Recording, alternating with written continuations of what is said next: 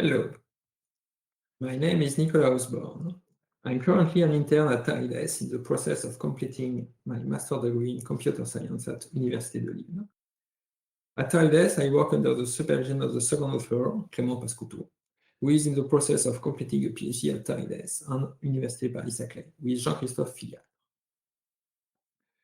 The goal of the work I'm presenting today is to provide OCaml developers a tool that allows to automatically generate fuzzing suits based on formal specifications. This work is based on 3 other pieces of software. I will briefly present them in the following slides. Gospel is a formal specification language for OCaml interfaces. It lets you write formal properties that you expect from your program. The project was initiated by Jean-Christophe Filiat and Mario Pereira. ORTAC is a runtime assertion checking tool. It uses Gospel specification to generate OCaml code that checks them at runtime. It is mostly maintained by Clément Pascouteau. And finally, Monolith is a model-based fuzzing framework developed by François Potier. Specifically, today's work is a front-end for ORTAC. Let's have a quick overview of the workflow with the front-end to advertise how easy to use our tool is. To begin with, the developer writes down the properties they want to check in the form of Gospel specifications alongside the functions and types declaration in their .mli file. Then they can call ORTAC specifying a front-end, here the monolith one. We will print on the standard output the generated code, so the developer can redirect it to a file of his choosing. At this point, main.ml contains the further code that you would usually write by hand.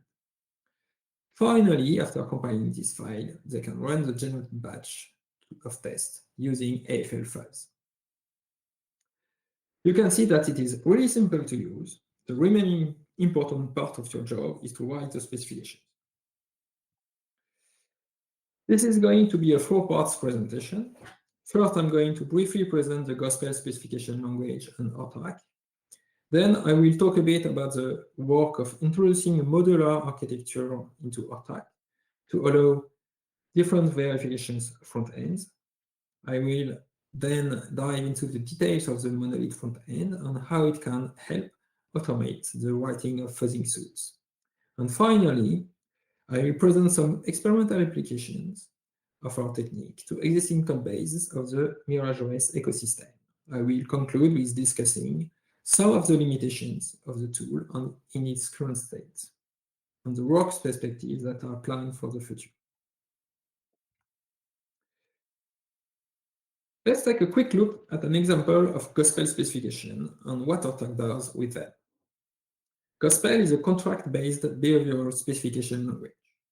Here you can see a very simple example of such a specification for arraymax function. They are written in a special command starting with the @character. The first line, called the header, gives names to the arguments on the return value so that we can talk about them later.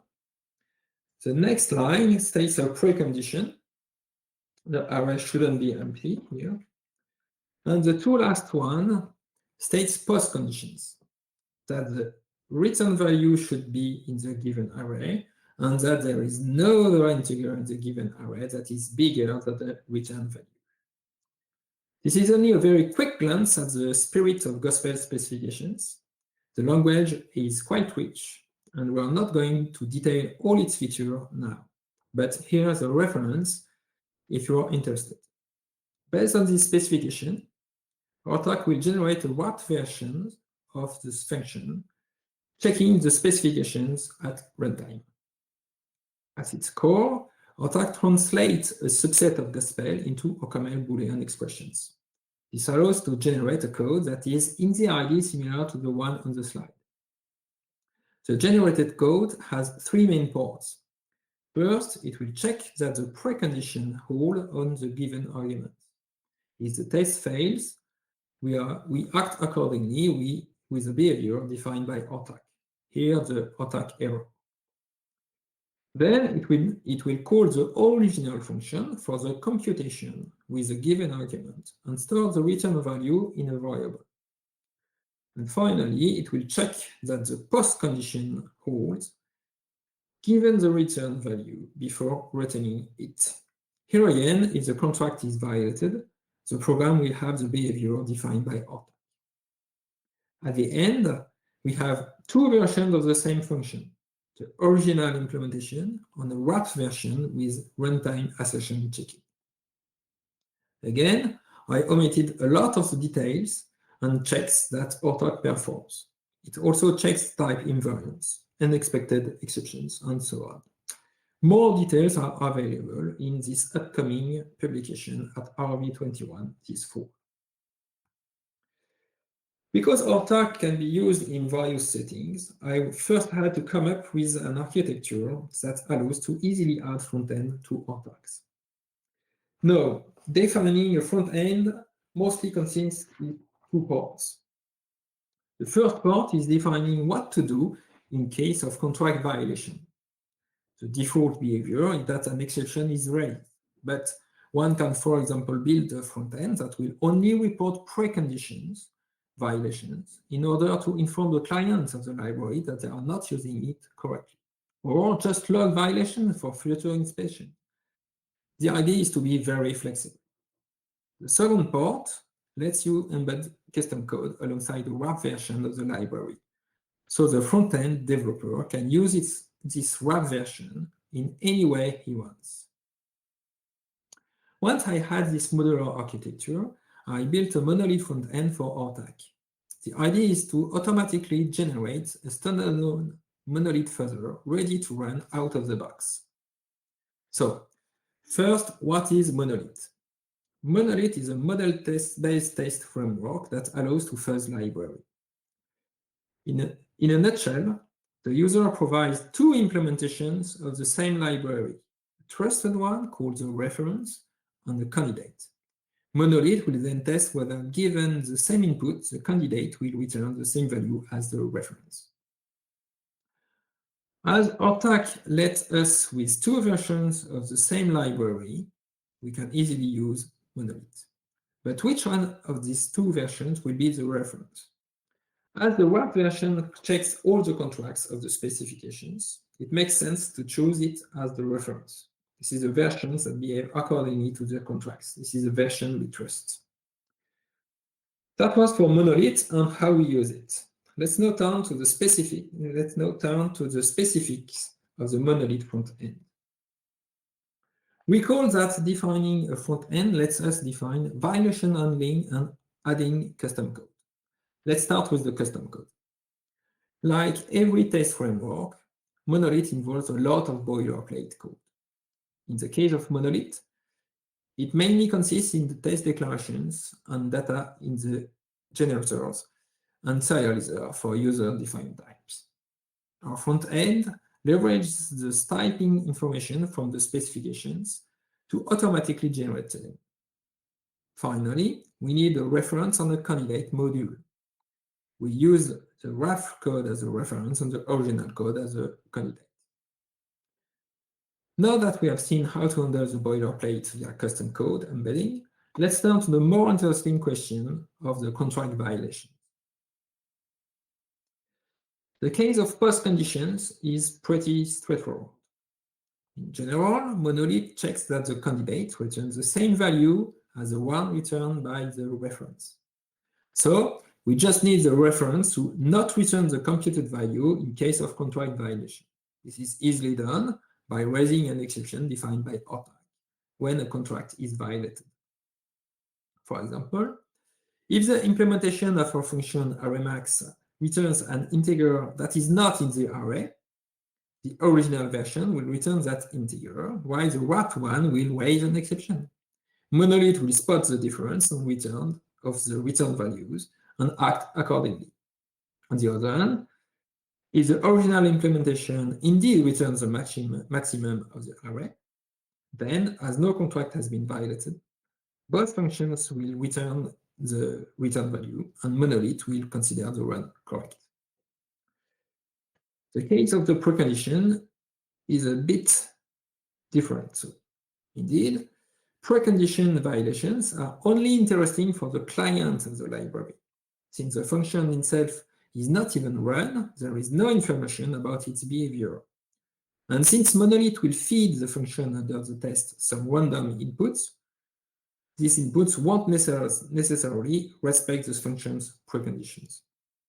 So, in order to avoid a lot of noise, we do not report preconditions violations as errors.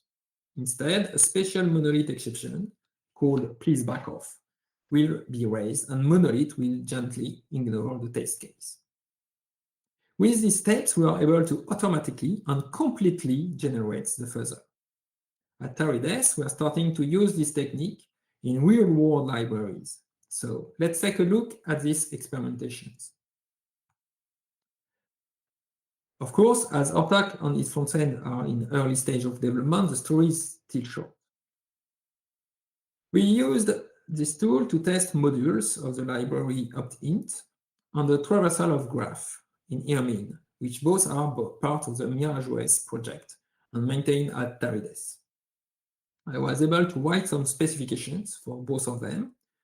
It showed that our technique can handle decently large specifications, but also highlight some of the limitations of both Gospel and ORTAC. Let's take a look at one of these specifications.